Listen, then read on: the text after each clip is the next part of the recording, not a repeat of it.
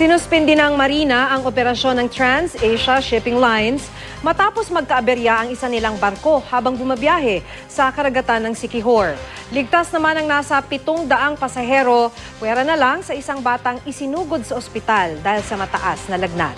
Makibalita tayo kay Cassie Rosos ng GMA Northern Mindanao.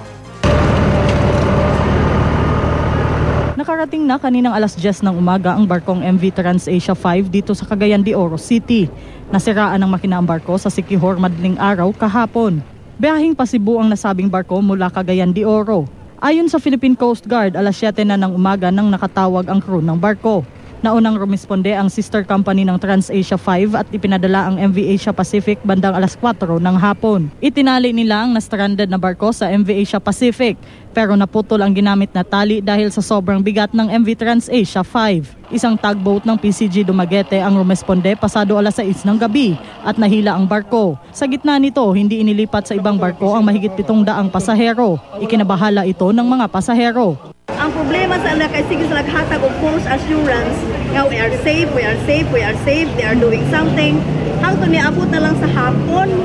So scared na kay mistanan. Sa gitna ng pag-rescue, isang batang pasahero ang inatake ng kumbulsyon. Ilang araw na raw itong nilalagnat. Isinugod siya sa ospital ng mga rescuer.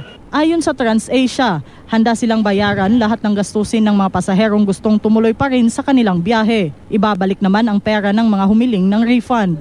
Definitely, nakikita investigation nga bahaton, ma'am. Ato nang tanawon kung unsay mga punto na atong kinalang tanawon.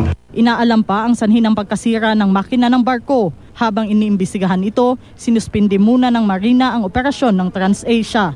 Kung makita na nato nga pwede na siya biyahe nga safe, ayan na din ta mag-issue og lifting order. Cassie Rosos, Nagbabalita, Pilipinas.